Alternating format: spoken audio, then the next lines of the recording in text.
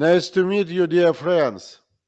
Now we're working in the difficult cases, yes, in the difficult reason. It's Thank you so much for your work and for your attention from our meeting.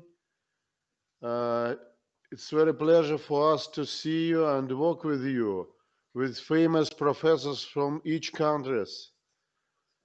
And it seems for me that in this hard time, in this difficult time, we can collaborate better, because we can don't see the markets between our countries, because we are only the doctors now. Спасибо вам большое еще раз. Если есть синхронный перевод, я им воспользуюсь, потому что так будет проще для всех. В сложное время, когда мы работаем в пандемии, рак не уходит на каникулы. И мы должны с вами показать, что мы тоже не уходим на каникулы, а работаем еще четче, еще серьезнее, еще ближе друг к другу, чтобы победить эти невзгоды. Дистанционный съезд показал очень интересные примеры того, как мы можем работать дистанционно. Порой к нам подключается до 6000 подключений в день. Excuse me, you listen, you have translate? Or not? You haven't translate? Sorry. Because person said that that we have translator. Okay, maybe translator will be later. And now I want to get some words from Hirohito Suzy, from Chiba.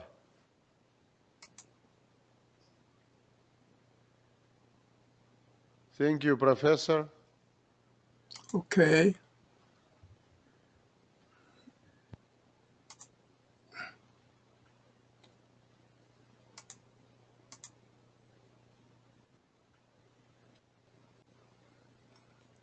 I hope now you can see my slides. Yes, we see your slides well. Okay, good. Well, thank you very much this time. On behalf of my institute, QSD, and the President, Dr. Hirano, the president of my institute, I would like to extend sincere appreciation to Dr. Andre Kapling, the president of the Congress, inviting me to have this presentation. I'm from the QSD Hospital, National Institute for Quantum Radiological Science and Technology. It's called QSD for initials.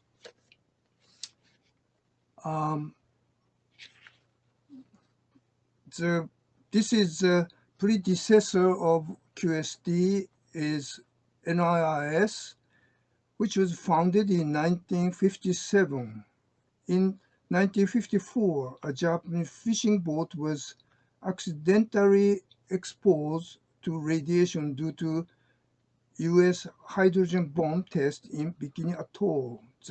At that time, the government decided to establish a national institute to conduct research on the radiation effect, application, and use for human life, as well as developing human resources. Here you can see the four organizations of QST. One is a quantum medical science doctorate, which includes the QST hospital here. The second, quantum beam science section department. Third, fusion energy doctorate, and fourth, Institute for Quantum Life Science. QST has cooperation with many organizations in the world. Those relating to radiotherapy are IAEA, on the right side, FNCA, Forum for Nuclear Cooperation in Asia, ISO, ICRU, and so on. The QST is a collaborating center of IAEA and WHO in the field of fundamental radiation research. Well, recently, QST has signed a cooperation agreement with NMRRC. Dr. Kaplan visited us, and we signed the cooperation agreement.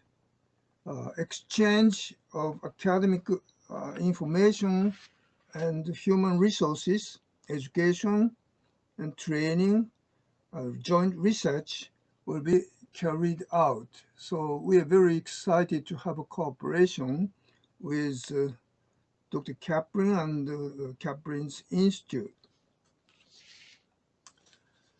Okay, let me introduce the current status of particle beam therapy in Japan. There are so many institutes, including 17 proton facility and 6 for carbon facility. 2 more are under construction. So the number of particle facility per population is the largest in Japan compared with other facilities. This is the increased number of cancer patients treated with particle beams, which include prostate, hepatoma, head and neck, lung, soft tissue sarcoma, pancreas, and so on. Majority of the patients were treated by carbon ion therapy. Now let me introduce the current status of carbon ion therapy in our hospital, QST hospital. This is the HIMAC, overview of HIMAC, which started the treatment 1994 using a broad beam irradiation, and 2011 new treatment building established using the scanning beam, and a rotating gantry was developed. This is a treatment room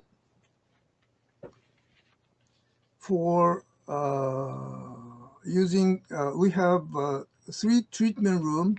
2 are the fixed beam lines with vertical and horizontal beam line. The third is rotating gantry. Here is a rotating gantry. Picture was taken in the factory. The magnet field is 1.8 Tesla, weight 450 tons, and diameter 14 meter, length 15 meters. Very big one, but new ones is under construction at Yamagata and Yonsei University.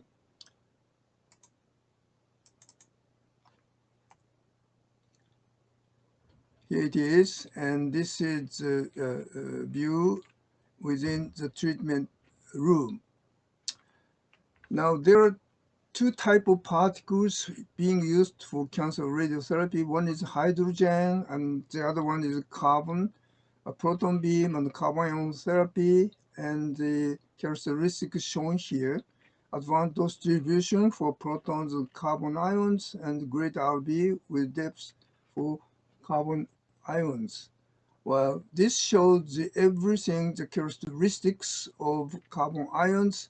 It has a lower LET in the plateau regions and the higher RBE in the peak region.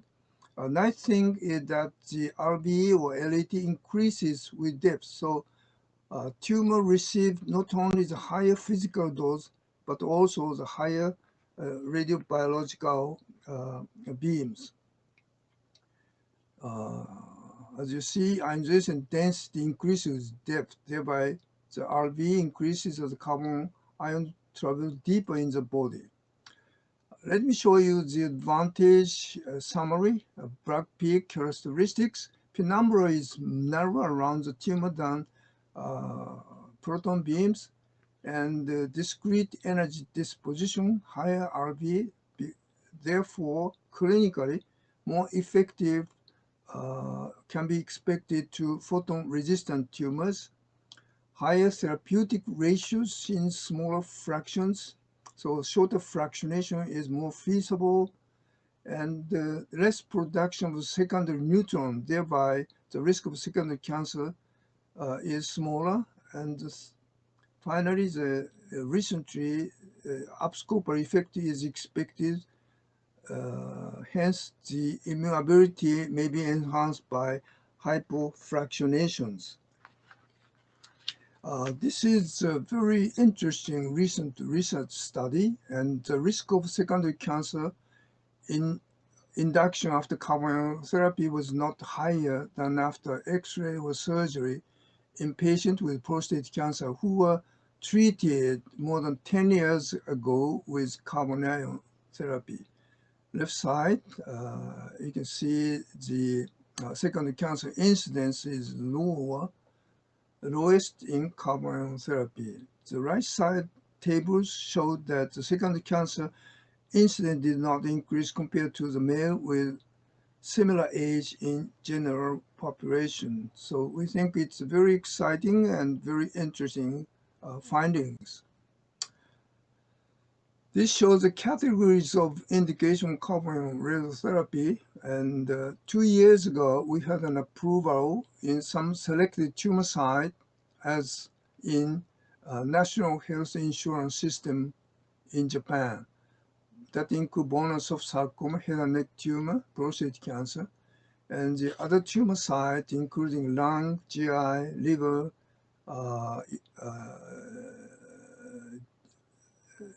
kidney, GYN, metastatic tumor, considered as advanced medicine. And some others are treated under clinical trials. Here is a typical example of bone soft sarcoma. This is a sarcoma case.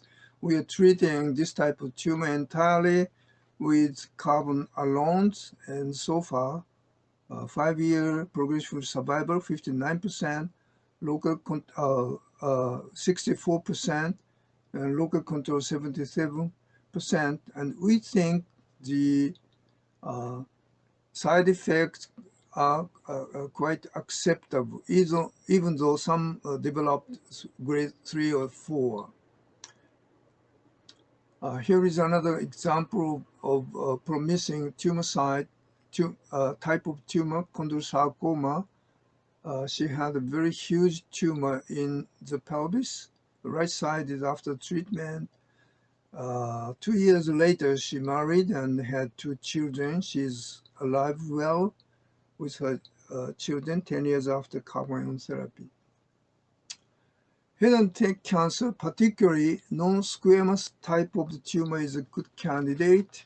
And we think we achieved good result for adenocystic cancer and mucosal malignant melanoma, which are almost the same as surgically treated or even better than that modality, considering that many of the patients were judged as contraindication to surgical resection.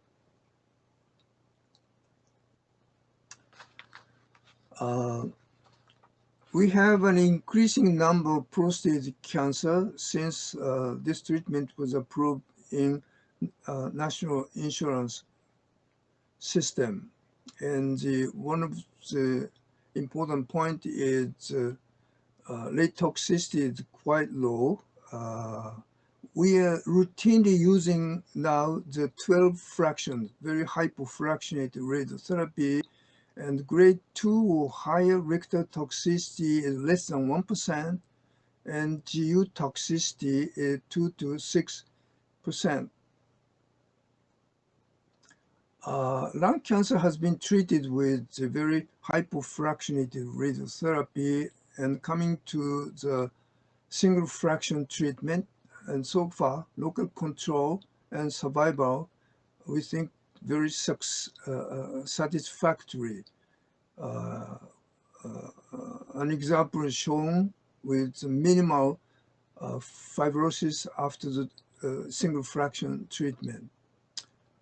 Liver cancer is also common in Asian countries, and comparing with other modalities, including proton, local control survival looks similar, but we are using the hypofractionations with 2 fractions for hepatocellular cancer.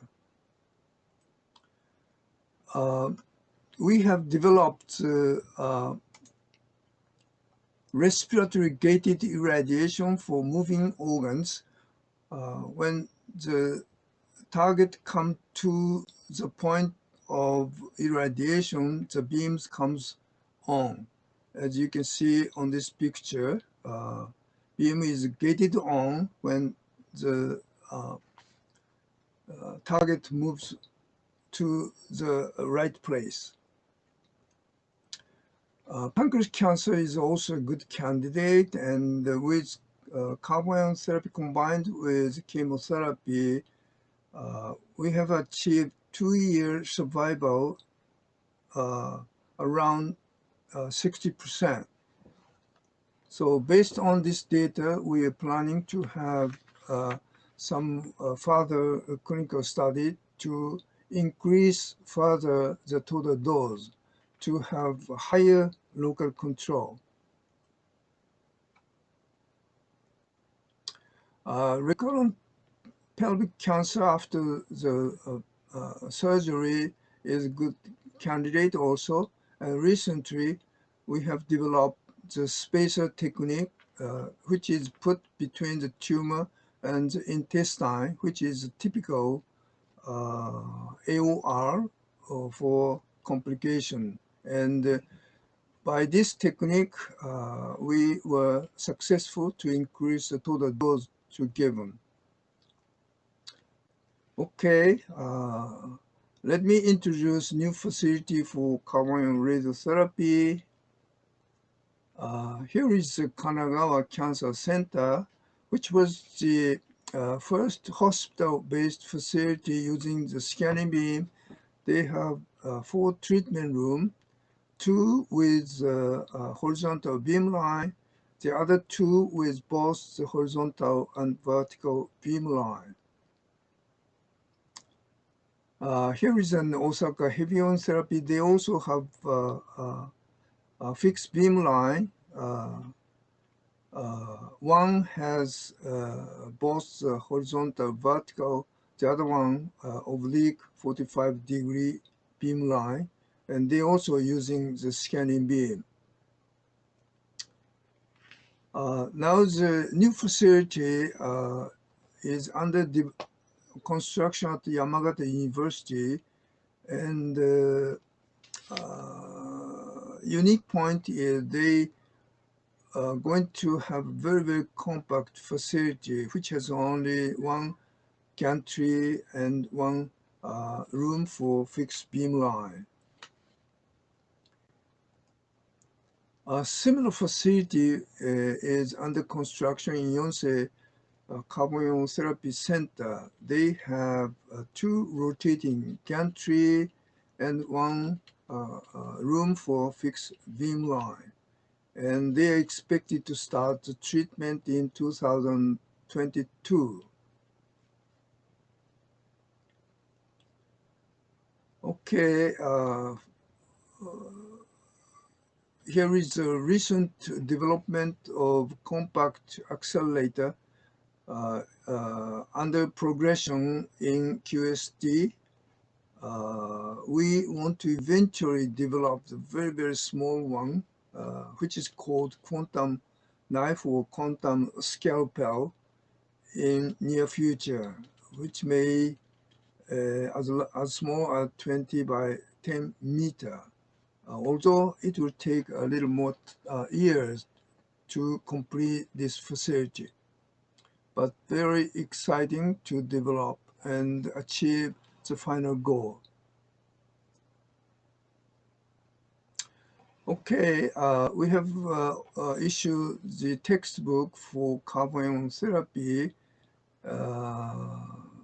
This book was one of the top 25% most downloaded ebooks in the relevant ebook collection in 2017. And recent data is not available yet, but this shows that many people in the world are interested in high LED radiations like carbon ion. This is a flyer for training course we had last year, and we are planning to have international training course again November. Until then, we hope that the coronavirus infection will be calmed down. Okay, summary. Carbon therapy is particle best balance due to relatively lower RV in the entrance region while higher RV in the peak region. So in the peak region where the tumor will be put, not only the higher physical dose, but also higher RV effect can be given.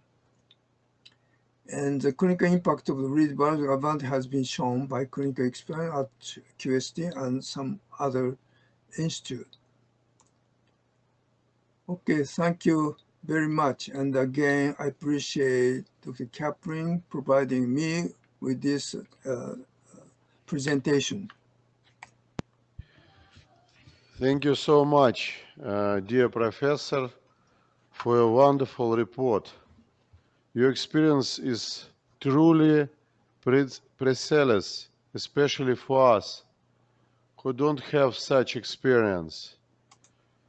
And we have some questions for you. Can we ask one question? Yes. Thank you so much. Have you used ion therapy after classical radiation therapy for relapses? Oh, yes. We think that is one of the good candidates, and we have treated recurrent tumor after X-ray or even after carbon therapy very close to the initially treated area. And if the critical organ such as intestine is not attaching the tumor, we think we can control the tumor very successfully. And also pancreas cancer, if the recurrent tumor is not attaching to the intestine, we think it's also good candidate. And it's a similar case in head and neck cancer.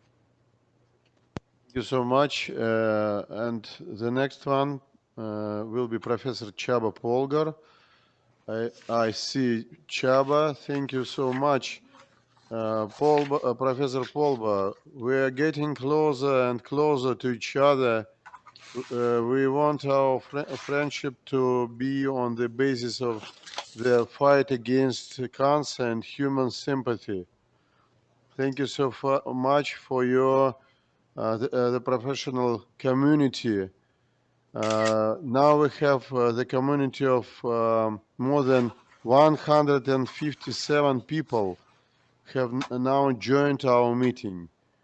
Thank you. So for us, it's very interesting experience from the distance meeting. We see that many people from each other country communicate with us. Thank you so much, and let's begin. Thank you so much, Professor Olbar. Yes, thank you very much, Professor Kaprin. Do you see my slides? Very nice Yes. slides. Yellow building. Very nice. I don't forget your university. So Your thank you. clinic. Your clinic. Thank you very much for the invitation, and congratulations for the organization of this Congress in this heavy situation. So I tried to update my presentation to the actual situation, and I will talk about the Hungarian National Cancer Control Program activities in the shadow of the COVID pandemic. I think all of us knows the definition of the National Cancer Control Program, which is a couple of actions to reduce the incidence and mortality of cancer and improve the quality of life of cancer patients, in particularly country or state, through the implementation of evidence-based strategies. And such a National Cancer Control Program should include starting from primary prevention and ending with rehabilitation, but also includes education, PR activity, and also the development of the national oncological structures.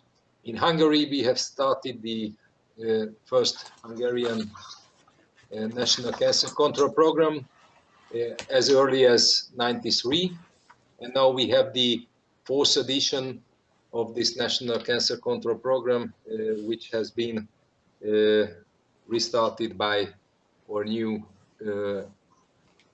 Health Minister, Professor Kastler, who was previously the head of the National Cancer Institute in Hungary. In Hungary, we organized the oncological healthcare system according to progressivity levels and according to the recommendations of the OECI, which is the Organization of European Cancer Institutes.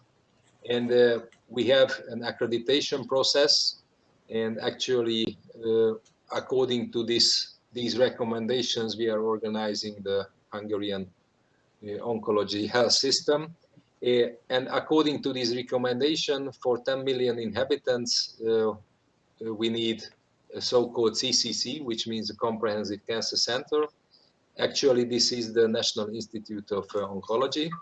You should know that Hungary has overall 10 million inhabitants, so one Comprehensive Cancer Center is enough for Hungary. And then on the next level, we have regional cancer centers for 1.5 to 2 million people, and in each county we have a county cancer department. So that's the organization of the structure. The CCC is the NIO, and we have 5 regional cancer centers and 19 county hospitals involved in cancer treatments. Here is the map of Hungary with the oncological regions. In the center we have Budapest, and the National Institute is here. You should know that out of the 10 million people, around 2 million is living in our capital in Budapest. So the responsibilities of a CCC is involving in all the diagnostic and therapeutic care of cancer patients. We are also involved in the education, also in the graduate and postgraduate levels. We are operating the so-called National Cancer Registry, and for sure we have a lot of clinical and translational and basic cancer researches. And we are also involved in the organization of screening programs as well. And for sure we are writing and editing the actual oncotherapeutic national protocols. We have 13 outpatient departments, 9 inpatient departments, 7 research departments, and we have, as I mentioned to you, the cancer registry here, and also we have 2 university chairs for the largest medical university, the Semmelweis. And probably we are the one and only country actually who has the accreditation from the OECI as a comprehensive cancer center. I don't want to go into details in the main elements of the Hungarian National Cancer Control Program. I have already presented it for the Congress of the Central Eastern European Oncology Academy. It is only the summary what we should implement in the new National Cancer Control Program. For sure, we will follow on with the fight against of the use of tobacco. We are using the 12 points of the European Code Against Cancer, and now we are planning the implementation of HPV vaccination also for boys. For sure, we will try to reorganize the nationwide screening programs. We would like to elevate the participation rate in the mammography screening, which has been started 18 years ago in Hungary. We have already started by the initiation of Minister Kastler 1.5 years ago, the national colorectal screening program. And also last year, we have already started an implementation screening program for heavy smokers with the low dose CT screening in high risk groups. For sure, we will further centralize our cancer centers. We will increase the CT, MRI, and other imaging capacities, and we will improve our molecular pathology. In surgery, we also go on with centralization and with the implementation of minimal invasive and robotic surgery. In radiotherapy, we will include new technologies. Already we have a CyberKnife system, and 2/3 of the linear accelerators have been changed to modern ones. And in a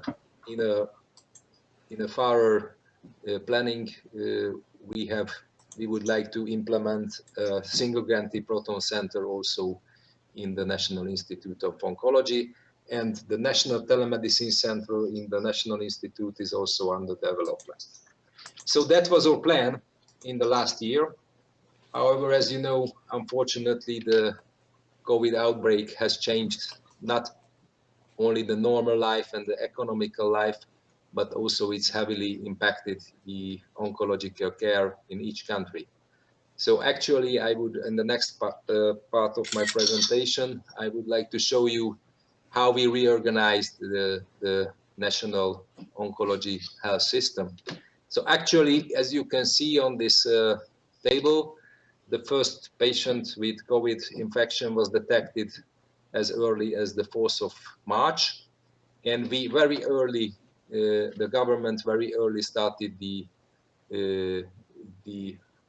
closing of the business, and the mass gathering restrictions has been suggested as early as the 12th of March. And also the stay-at-home order was started very early at the 28th of March. So we didn't make the same mistakes as has been done by our colleagues, unfortunately, in Italy, France, and the UK. So our government started the activity against the virus as soon as possible.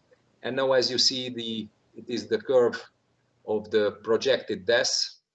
And as you see, we are here at 25 of April, and we are now over the peak of the pandemic, fortunately. And fortunately, today morning, we have only total of 2,443 infections. And this day also the new infections was very low, only 60.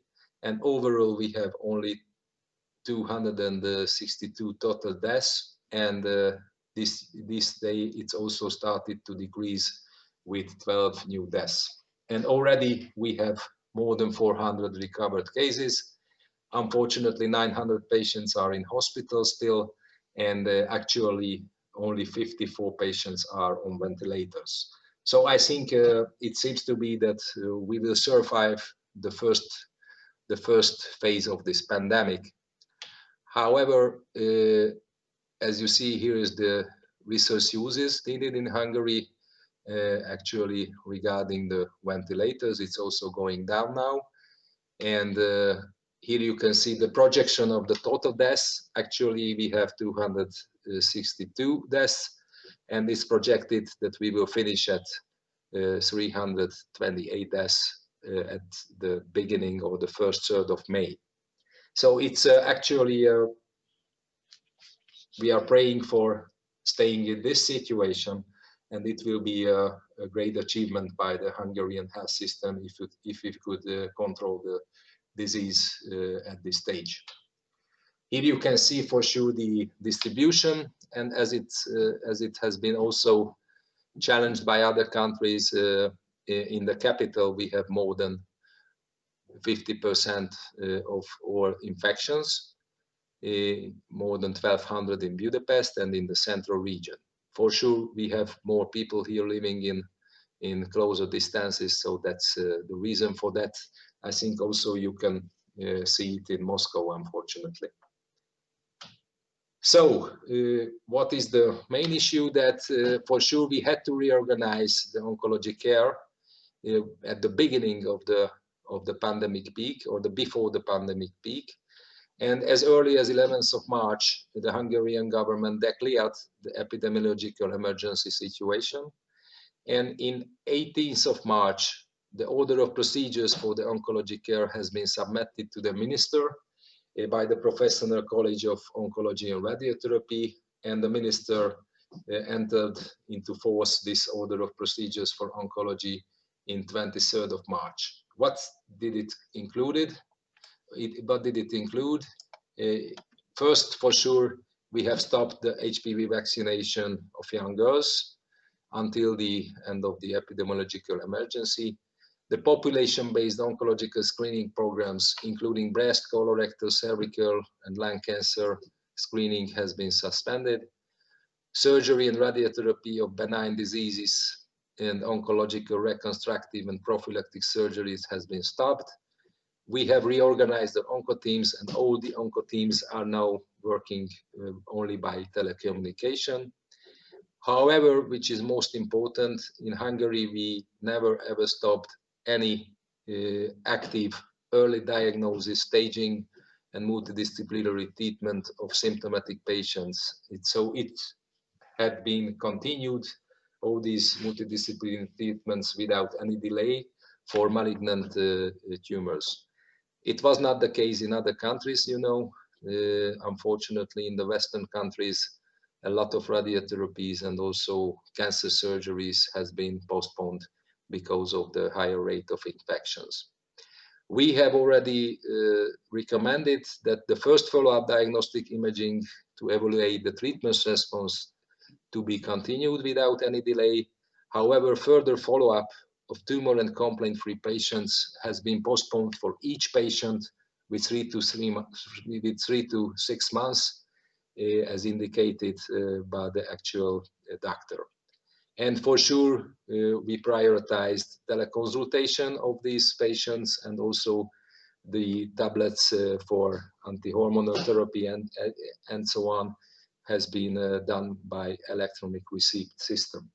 Fortunately, in Hungary, we have a internet system, and all the patient can have the receipt for the medicaments through the internet, and they shouldn't have to come to the institute. So that was the first phase. How can I go on?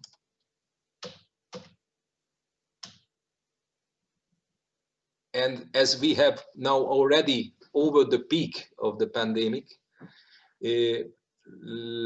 as early as 2 days ago, the minister asked us to make a new order of procedures for oncology care, how to go back to the normal situation during the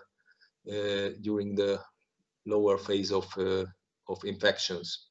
So 2 days ago, we have sent the new order of procedures for oncology care to the Minister Kásler, and now all other disciplines are sending similar procedures to them, to the minister. And I think next week the minister will enter into force this new order of procedures. So actually it's not entered into force.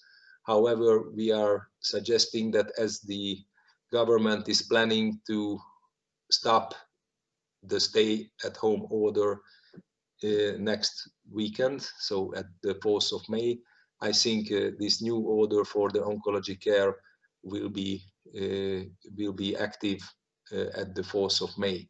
So still in this document, we have written that the first priority, even after the end of the pandemic, should be the early diagnosis, staging, and multidisciplinary treatment of the symptomatic patients without any delay.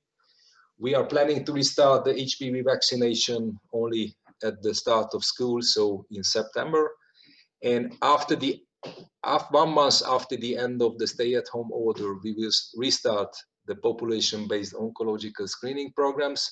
However, with the low-dose CT lung cancer screening, we will wait another month. So we will restart the low-dose CT lung cancer screening program 2 months after the stay-at-home order. And also we will restart the follow-up of the patients of the tumor and complement-free once 1 month after the stay-at-home order. And for sure, we still will not start or restart the surgery and radiotherapy of benign disease and other reconstructive and prophylactic treatments only after the end of the epidemiological emergency, which is suggested to be somewhere in mid or late summer. Still, at least until the end of the epidemiological emergency, the onco-team meetings will be organized also by telecommunication, and also the teleconsultation and electronic receipts will be prioritized in the next months. And which is very important because all of you know that the cancer patients are in higher risk if they are getting the coronavirus. So we now suggesting that a periodical PCR testing of oncology staffs, and also we would like to test at least all inpatient oncology patients before the start of active treatment, or if it's not available at some hospitals, we will suggest for these patients for a 14-day voluntary quarantine before starting the therapy. And here you can see that now we are just organizing in the last days the scheduled PCR coronavirus testing protocol at my institute. And now we are preparing ourselves for that.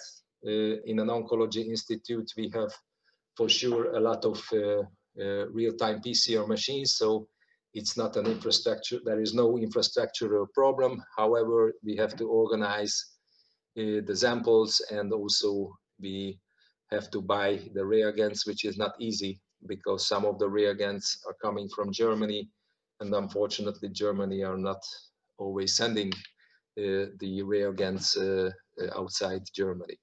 So, but what we are starting now, that within 2 weeks, starting from 18th of May, we will start testing first the oncology staff who are working at all inpatient wards in my institute, plus the whole intensive care unit staff, plus all those diagnostic staff who are making any invasive diagnostic procedures. So overall, it will be 400 colleagues to be tested, and we will go on with the periodical testing for the staff at least in every 2 weeks. So it will be a great burden for the laboratory and the biological laboratory. And we are thinking out now that for the staff, we will use the pool testing, because actually it's suggested that the complement-free population infection rate in Hungary is less than 1%. So it means that if you are gathering 8 to 12 samples for complement-free doctors, then you can save at least 70% of the reagent costs. So we are planning this pool testing for the oncology staff. And after the first test of the whole staff at the 30th of May, we will start testing of all oncology patients in the inpatient wards, and also we will test high-risk outpatient cases, which has been defined those patients who are getting active chemotherapy, immunotherapy, and also for those who will receive simultaneous radiochemotherapy. And we will make these testings one day before the start of therapies. So that's our planning. But it's not easy to organize this because it will be a great workload. But for sure, if we would like to save our oncological patients who has a 40% risk of severe infections if they are getting it, then I think the first priority should be to avoid our cancer patients against the coronavirus. So as a summary, I can say what our Prime Minister Viktor Orban said, that Hungary was prepared ourselves for the worst, and we are hoping the best, and it seems to be that if not the best, but a better situation we can achieve in Hungary. So what I can suggest to anybody in Russia or in Eastern European countries, you are a bit in an earlier phase of the pandemic, but I can say that if you are doing clever governmental procedures and activities, then you can save lives and you can protect also your oncological health system. Thank you very much.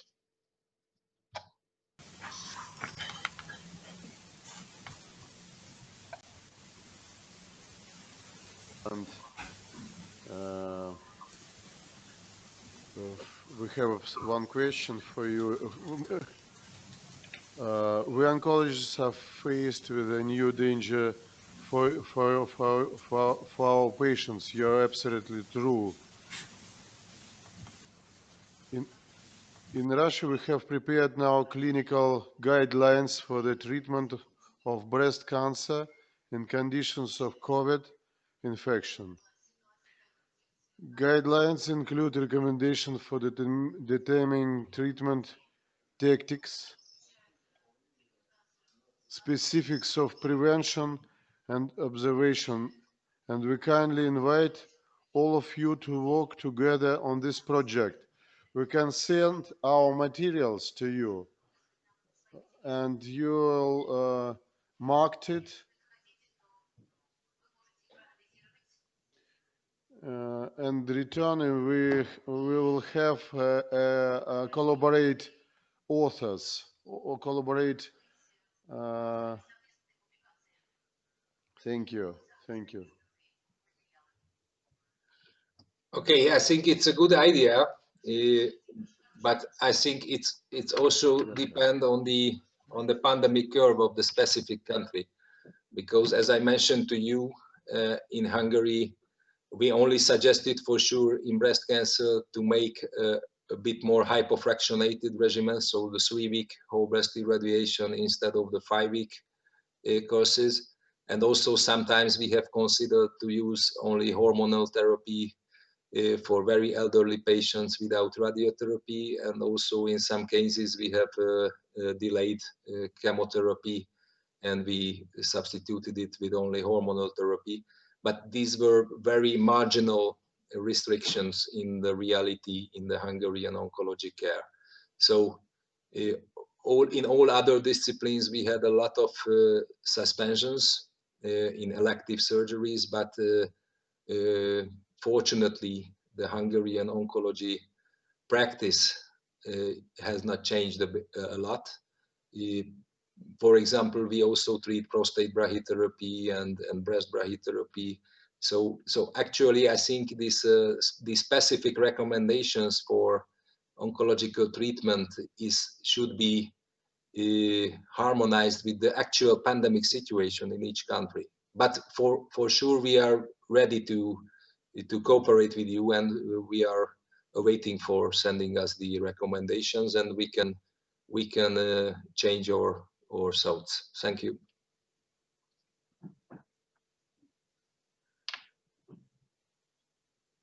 If anybody have some questions for Professor Polvar.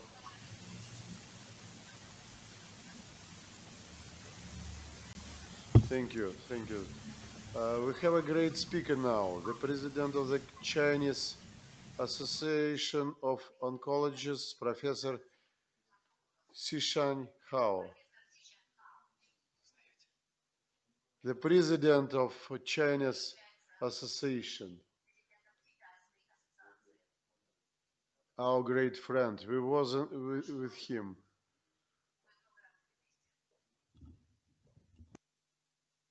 Catherine, and first give thanks to you for your kind of invitation, and also give the thanks to the other chairperson around you. Now I'm representative of the Tianjin Medical University Cancer Institute and hospital, as well as the Chinese Anti-Cancer Association. I know we have signed agreement to cooperate. So today, and the title of my presentation is Early Detection and Treatment of Breast Cancer in China. And I'm from Tianjin, and I don't think you have been in Tianjin yet. So this is the map to show my hometown, Tianjin. I think you know Beijing, and Tianjin is only 100 kilometers southeast of Beijing, and located in the shore of Pacific Ocean, and it's a big city, and we have 1.1 million inhabitants. This is the picture of Tianjin, and there is a biggest river pass through the central city like Moscow, and you see we so-called the Tianjin Eye, and covers through this river. So this is breast cancer, and from 2004, breast cancer becomes the first cancer of Chinese women in China. And from this pie, you can see this is reported by the Global Can. This for 2018, breast cancer, you can see is the first, and in the incidence, and they have that year we have 367,000 of new cases diagnosed, and followed by lung cancer, colorectal, and thyroid. And for the mortality, breast cancer is the fourth, and followed lung cancer is the first, stomach, and colorectal, and breast cancer. Now in China, the economic development level is different from the rural area and the urban cities. And from this picture, you can see in 2015, the breast cancer is the first in the cities, and it's covered 18.76% of all women cancers. But in the rural area, breast cancer is the second after lung cancer. It's covered only 14%. So this is the difference, the cancer incidence of breast in China. So, and you see from the curve, you can see the incidence and compared with USA. So, and our breast cancer incidence is much lower. And but from the age of 45, it reached the peak of and then become flat. So that means in China we have a big percentage of younger women and before menopausal. So this curve to show the incidence and the death rate are different from the countryside and the cities. So, and as you know, and the breast cancer screening is a very effective way to save lives of the breast cancer patients. But in China, you can see we only have about 22% of the breast cancer is through and screening and opportunity screening. But compared to the USA as well as EU countries, I think you get more percentage of the diagnosed breast cancer patients is from a screening program. So that with the 5-year survival rate is lower, it's 73. But in Western countries, in USA and Western countries, they have 90% of 5-year survival rate. This is the difference. And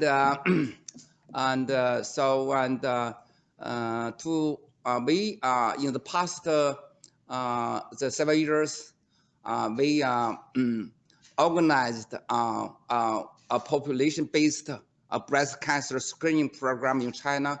Actually, there are 3 programs. One is urban area called the Chinese Breast Cancer Screening Program Urban, and the next is a rural area. And then we also carry out a multiple center modality independent screening trials in China. And this is the 3 programs screening flow chart for urban area, rural area, and also the multidisciplinary independent screening trials. And this multi-century screening trials involved 5 cities from north to south. That's Shenyang, Beijing, Tianjin, and Feicheng, and Nanchang is the 5 different cities carry out this program. So this is primary result of the breast screening. This 3 breast screening program. I see in the urban program, we altogether over 398,000 women participate. We have 223 cases of diagnosis as breast cancer. In the rural area, we have 828,000 participants, have more than 400 breast cancer diagnosis. And for the multi-century independent screening trial, we have 33,234 participants and have 102 diagnosis breast cancer cases by the pathology. So these 3 programs, and the result was published in the paper, and so you can see from this picture, compared to the clinical detection cases, the breast cancer screening detected cancer either from urban and from the rural area. We get early stage and smaller sized, less lymph node metastasis, and also in the cities we get much more early cases. This is a publication. So this table to show the accuracy of the different screening programs, and we compare the 3 modalities: CBE, that's clinical breast examination, and the BUS, that means breast ultrasonography, and MAM is of course mammography. So and the sensitivity, you can say mammogram is best, have 85.86. But the BUS also is good enough, is 62.75. But according to the positive predictor value, you can see the breast, the ultrasonography is much better than the mammography. That's meaning 100 positive cases finally get about 14 ready cancers, but about mammography only less than 5 is ready and breast cancer. 95 of them is false positive. So this type to show the, and in the mammography alone, we identified 84 cases of breast cancer, but additional 10 cases was identified by the supplemental ultrasonography after negative mammography. So that's about a 12% increase by the ultrasonography, and also the for the dense breast and examination screening and ultrasonography is superior than the mammography.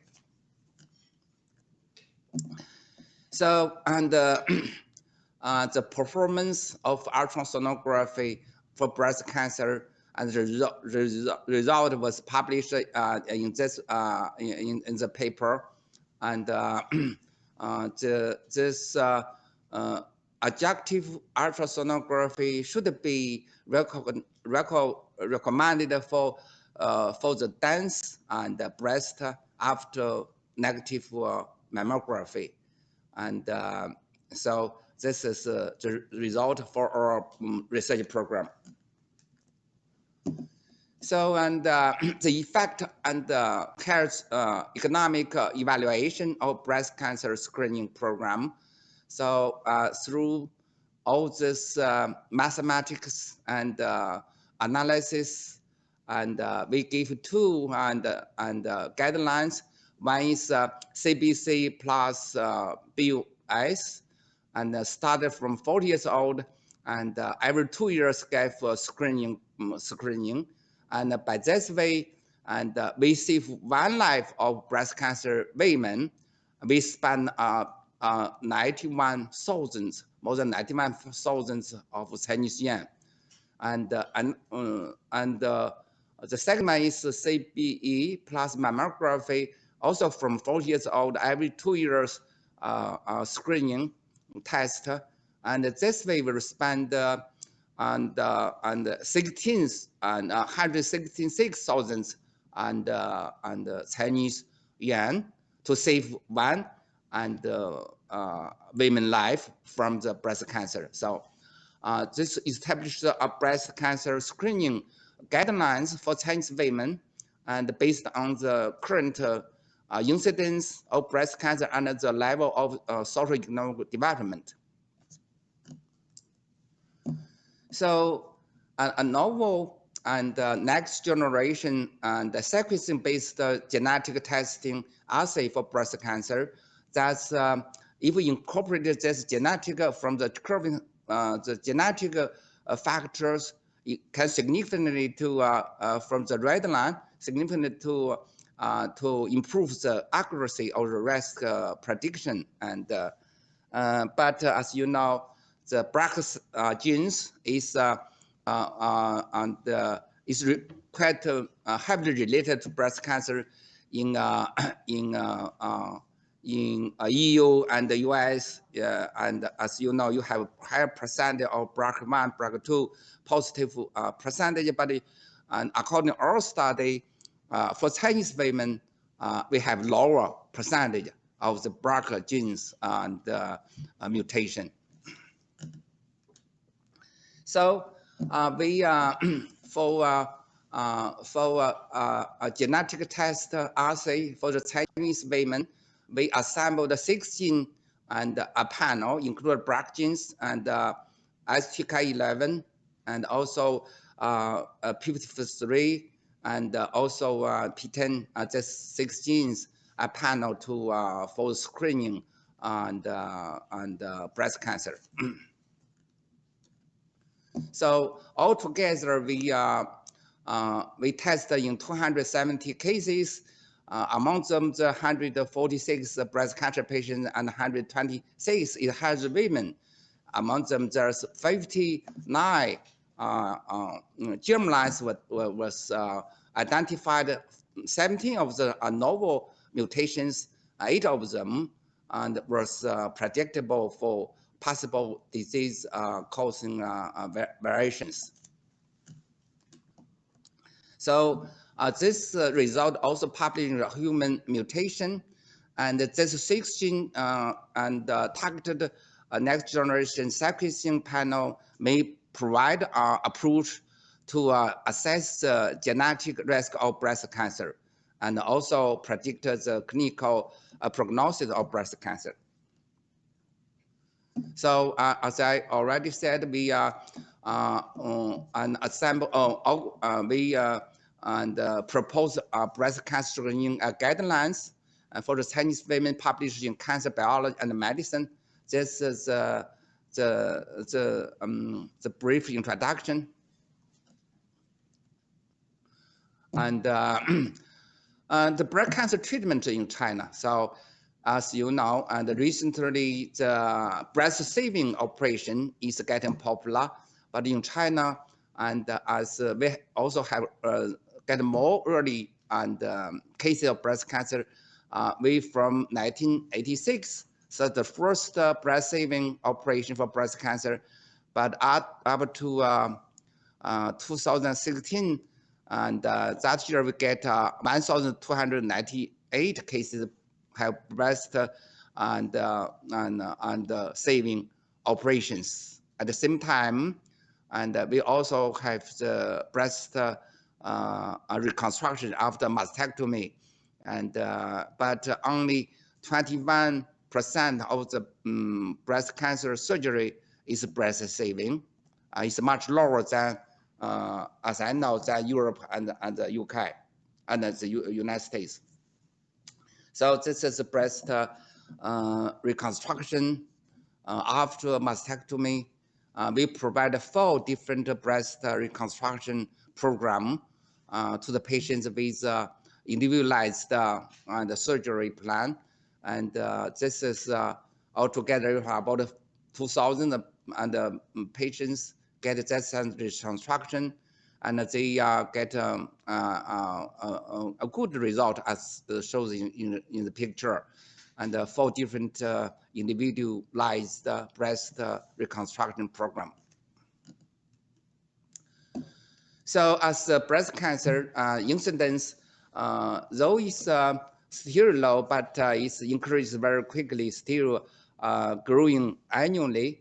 So we should have a comprehensive breast cancer control strategy in China, including prevention, screening, early detection, and personalized treatment as well after operation, after therapies, and for the recombination for the patient as more and more survivors of breast cancer. Okay, so with this slide, I stop end my presentation.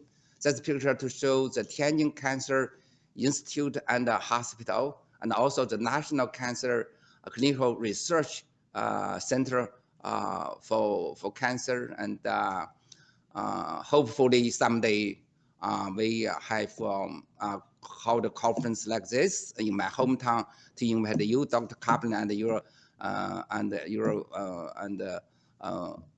colleagues to come to visit us. Thank you.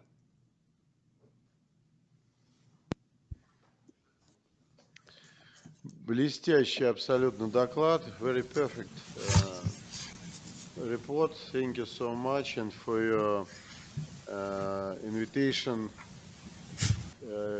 It's necessary, of course, to be with you, and thank you for your invitation so much. Now we have in community more than 200 people. Thank you everybody, participants. Thank you for your perfect.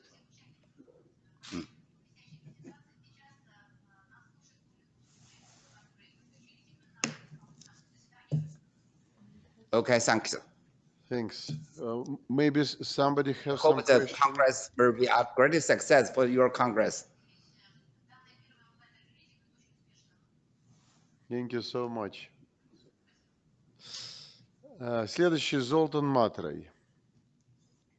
Золтан Матрей — знаменитый профессор, наш большой друг, человек, которого мы очень уважаем. Он сделал много в продвижении нашей дружбы. Это человек, который является поистине лидером онкологической службы в своей стране. Блестящий хирург, очень образованный человек, и мы не понимаем, как можно работать без таких людей, без таких коллабораций, какие могут быть политические вещи, чтобы мы не слышали таких замечательных докладов, не видели таких замечательных людей. Спасибо большое, что вы рядом с нами, дорогой Золтан. And now we have a great presenter, Zoltan. He's a prominent speaker, prominent professor, and we cannot imagine our collaboration without people like you, Professor. Thank you so much for being with us today. Thank you very much. Can you hear me? So, first of all, I would like to thank Professor Kaprin for the kind invitation. It is a very honorable invitation, and both with Professor Polgar and me from the National Institute of Oncology, we are happy to cooperate and be part of that online conference. Secondly, please allow me a very important remark. I hope all of you and all the colleagues online who are present online are healthy.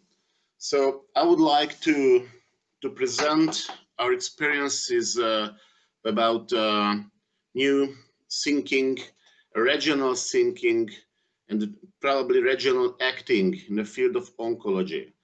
And I would like to present you the structure and function of that project called the Central Eastern European Academy of Oncology. So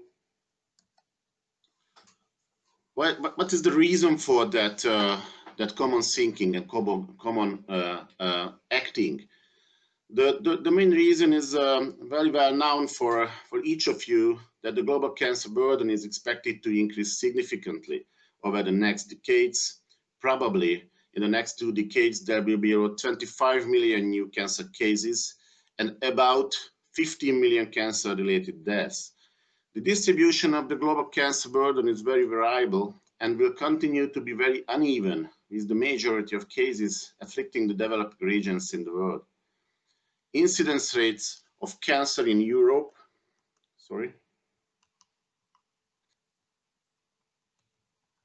cancer in Europe are among the highest in the world. And if we check the data from the WHO, then probably we can wait more than around 30 million newly detected cases in 2040.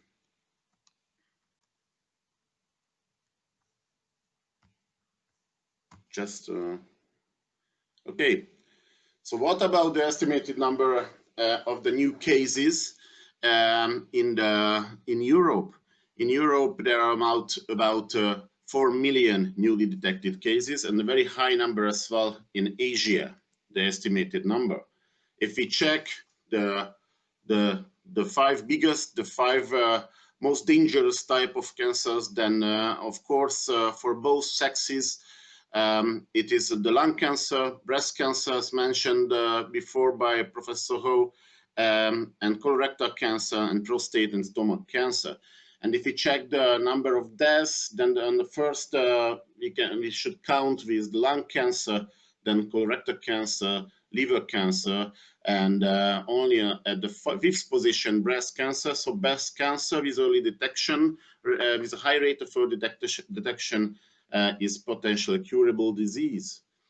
If we focus on the Central and Eastern European region, then we should count with 300 million of inhabitants, and the newly detected cases is more than 1.2 million.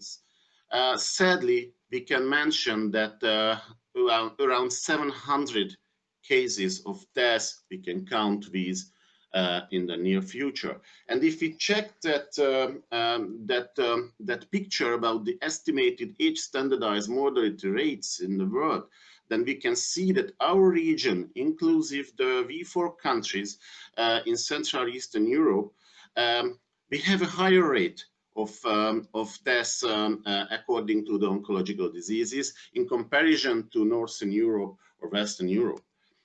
So the biggest big five is again colorectal, lung, breast, stomach cancer in the Central Eastern European region as well.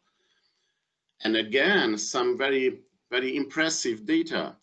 A little bit lower incidence rate is typical for the Central Eastern European region in comparison to Western Europe or North America. But if you check the ratio of incident to mortality rate, then you can easily understand our aims according to the regional cooperation. Some special data again. You can see that my country, Hungary, has a very high incidence rate of newly detected malignancies, and as well a very high rate of mortality as well. So, in the past decades, complex oncological care has undergone significant development, and today modern tumor diagnostic and multidisciplinary oncological therapies are able to offer the effective cancer treatment of most of the malignancies in the first instance for cases diagnosed in the early stage phase.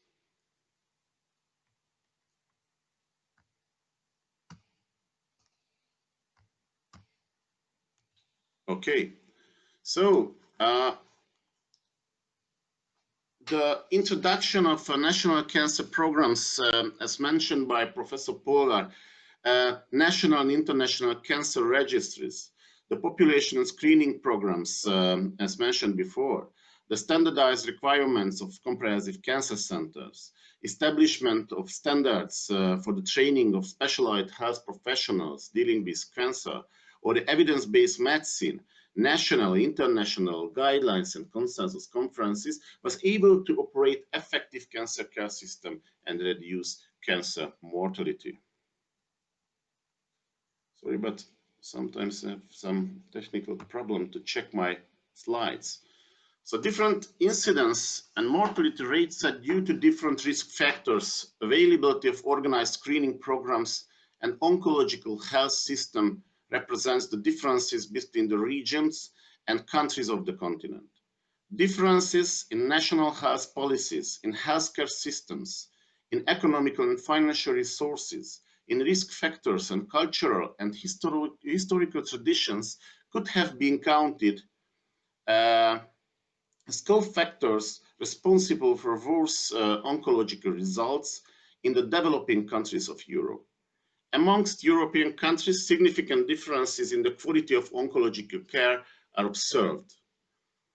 The Central Eastern European Academy of Oncology was established or initiated by Professor Miklós Kásler, Minister of Human Capacities, Government of Hungary, on the 12th of June 2019. The main aim was to enhance professional knowledge and skills in the field of oncology in the geographical region of Central Eastern Europe and to decrease cancer mortality. The concept of Government of Hungary is that the scientific potential of the human resources involved in the oncological research and care in the countries of the region are able to offer the highest level of oncological care for our nations, but I am also confident that the importance of the cancer problem necessitates international political and professional cooperation and aid resources. For this purpose, the CEO is able to offer the framework of an international oncological cooperation of involved countries and specialized oncological institutes of the region to increase the efficiency and speed of modernization of clinical research and care in the countries of the CE region. To express commitment in line with the goals of the establishing of the CEO, a declaration was signed by ministers and state secretaries of 21 countries to combat cancer together and at the same time strengthen the regional cooperation in the field of cancer prevention, screening, treatment, and research. Here you can see some slides, some pictures from last year from Budapest.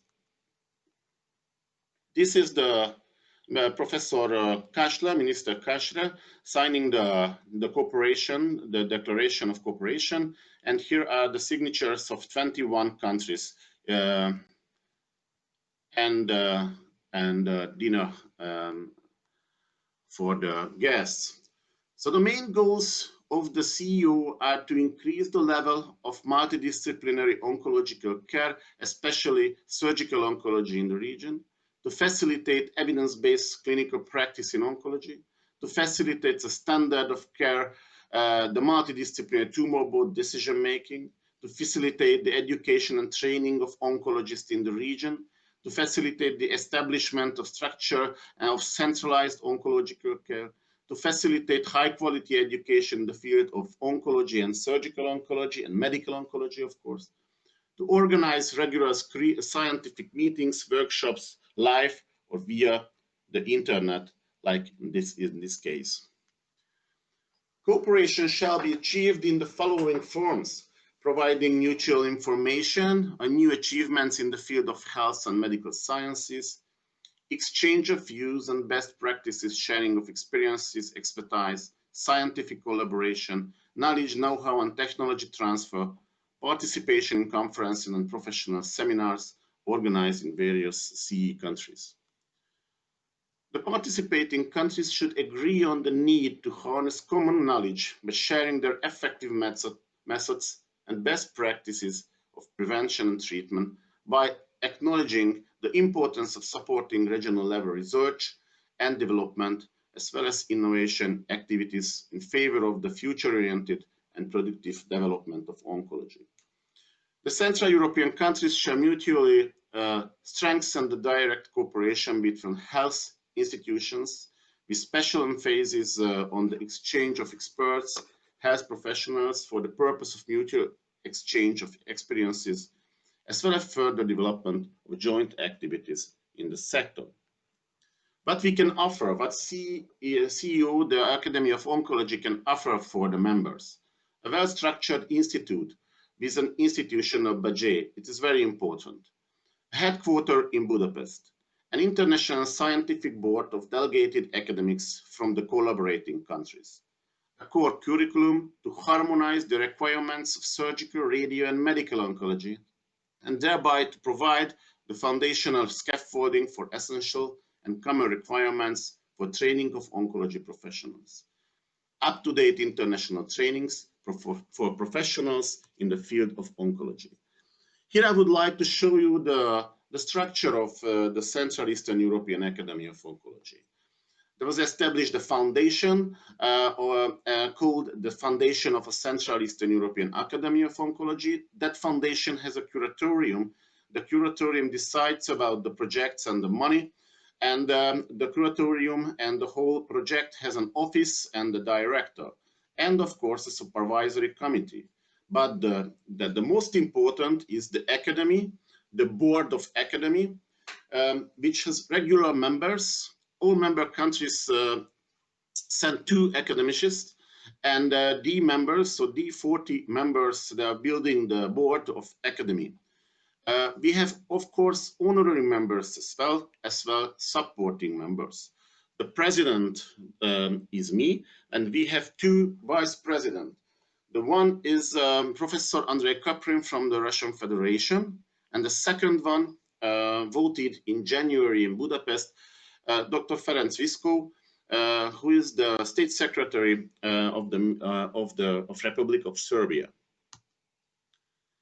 So there are some pictures from January, the inaugural session of the CEO from the House of Parliament, Budapest. You can see Minister Kásler, Minister of Human Resources, and State Secretary for Health, Ildikó Horvat, as well as State Secretary for Foreign Affairs, Mr. Zoltán Lőrinczi. Here we are, members from different countries. Again, the delegates from Tajikistan, from Uzbekistan, Professor Kaprin, Professor Witzko, and me, so the presidency. And here the other members from different countries. We've established working groups for sharing the projects in the board of the academy. We established a cancer prevention and screening working group, a pathological and molecular genetic working group, a diagnostic imaging working group, a clinical working group, incorporation surgical oncology, medical and radio oncology. Educational working group is very important one, headed by Professor Csaba Polgár. Translation and clinical research working group, and the so-called survivorship working group, incorporating very important topics like rehabilitation or fertility preservation in oncology. There are very important aims and projects for even for this year. Of course, as mentioned before, we should organize our plans in the shadow of the COVID pandemic. We've created a website, it's already prepared. The languages of the website will be Hungarian, English, and Russian. Official cooperation with the European Academy of Cancer Sciences. We would like to harmonize the epidemiology databases, networking of national cancer registries.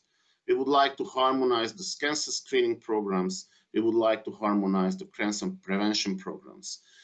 And we would like aiming to networking with the National Oncological Institutes from the different countries of the CE region. So as well the harmonization of the oncotherapeutical protocols and educational projects. There we hope that we will be able to create bilateral agreements in concrete projects, like in clinical research projects. We will have a congress in winter time this year, hopefully in January 2021, bridging west to east according to the clinical research trials. Databases of international clinical trials should have prepared for the CE region. We should extend our facilities according to telemedicine and probably virtual multidisciplinary oncoteam sessions for the member countries or institutes. We should build a biobank for the involved countries, or even to start to negotiate about that very complex question and aim. We would like to exchange digital morphological material to remote consultations, to create section for medical nurses for the suggestion from Serbia, establishing the Council of Young Cancer Scientists, or we should think about the situation and problem of oncology and HIV and virus infection, or the oncofertility preservation projects. The first international meeting and workshop should be one about the skin cancer and dermato-oncological problems, and we had to delay our aimed termine in May this year because of the COVID pandemic. So the next probable termine of that is, please save the date, 11th of November, and that will be again a teleconference instead of a personal meeting. So as a pilot project of the CE, Professor Miklos Kastler initiated a special project aiming the breast cancer surgical cover and care of our females in the region. So we've established the so-called Central Eastern European Breast Cancer Surgical Consortium in 2018 at the time of the European Society of Surgical Oncology Congress in Budapest. Involved 12 countries so far from the region, and here we had the first congress. The second one we aim to organize by Professor Petr Kivorodko from St. Petersburg this this year in June. And unfortunately, because of the pandemic, this Congress will be a teleconference, and I hope, even though our second conference will be successfully organized online. Some projects already done, a website, members, and a Facebook page, which is very popular.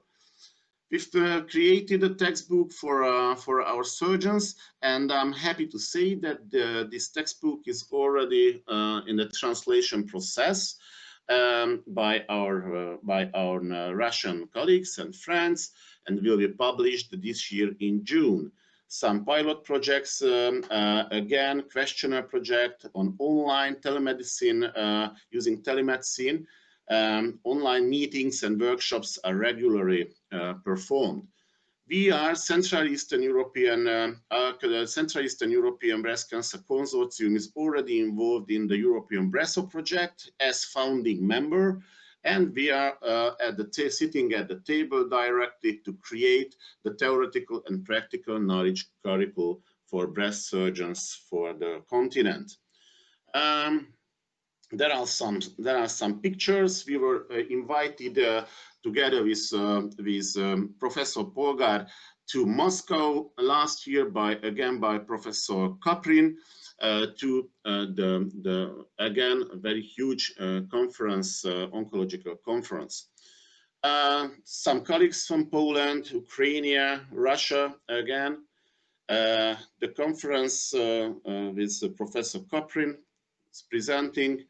We are performing regular international workshops for our colleagues from the Central Eastern European region. There are several high-quality workshops in the region, as well in the V4 countries, as well in Russian Federation. So we should be proud of that knowledge and activity.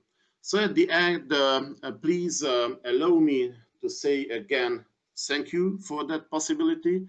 And we strongly believe in regional thinking and acting. Thank you for your cooperation. And if you have some interest then in the CEDA project, and take care of you all in the COVID pandemic. And thank you again for your attention. Thank you very much. Огромное спасибо. Thank you so much for a brilliant presentation. And and I saw this nice picture in the very beautiful building of Parliament, and we can't forget your warmness for us. It was real nice time. Of course, it will be great for us to see you all in Moscow and sit at the festive Russian table. But we are still ahead, and our friendship will surely defeat all infections and raise glasses for our victory. It will be, of course. Thank you very much. Thank you very much, Professor. We have one question for you, Professor. Yes, please. Peter will send you this question from Aziz Zakirya Hadjoev. You know him from the working group of our academy. Dear colleagues, first of all, I would like to thank you for your very interesting presentations. And we have one questions from our Russian opinion leader in oncomamology, Professor Zakirya Hadjoev. And he also is a member of Central Eastern Europe Academy of Oncology. And Professor Zakirya Hadjoev asks to Professor Sishanhauer and to Professor Zoltan Matray, are there any national prophylactic programs in China and Hungary for genetic associated patients? And are prophylactic mastectomy and ovarectomy performed in genetic associated patients? Please, Professor. So yes, and we have. May I talk? Answer the Yes, question. of course, please. So so as a cancer center, and we have the biggest breast cancer center. I would say in China, we have annually 6,000 operations for the breast cancer only, and so as I presented, we have a six genes panel for the detecting the mutation genes, and so far we still in the clinical test may not applicate of this test for clinical for design the clinical procedures, but according to our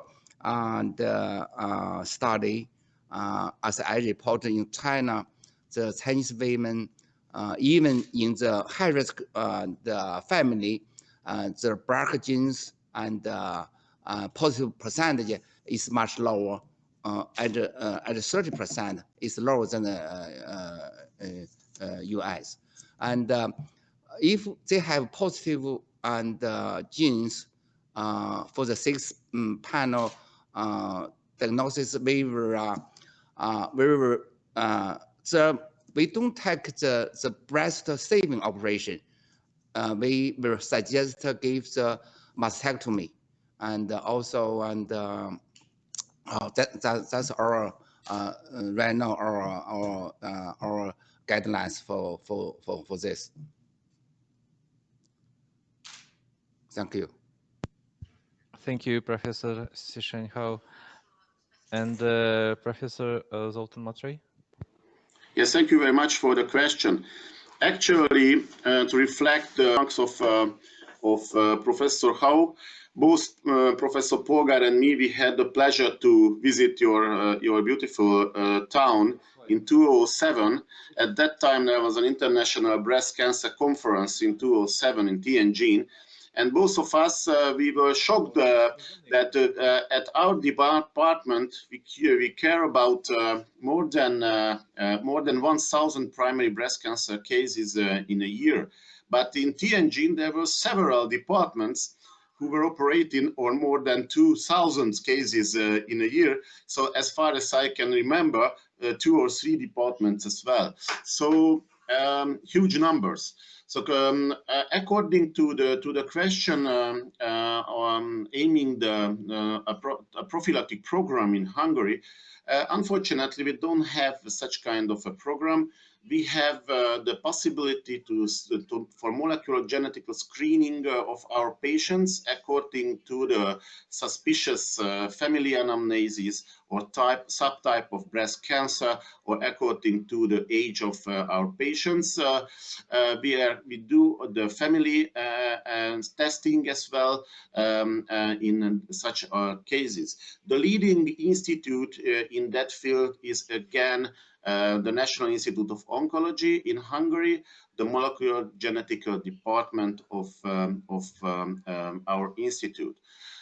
Unfortunately, we don't have such kind of a program to prevent cancer in this high-risk community, to perform organized prophylactic interventions or even medical prophylaxis. The screening of this high-risk patients population is paid by the insurance company as well. And of course, we have such kind of operations performed by the gynecologists and performed by the breast surgeons in Hungary, but this is not organized, unfortunately. So we are very keen to have more information and to create our program, prophylactic programs. We are ready to cooperate. Thank you very much, the idea.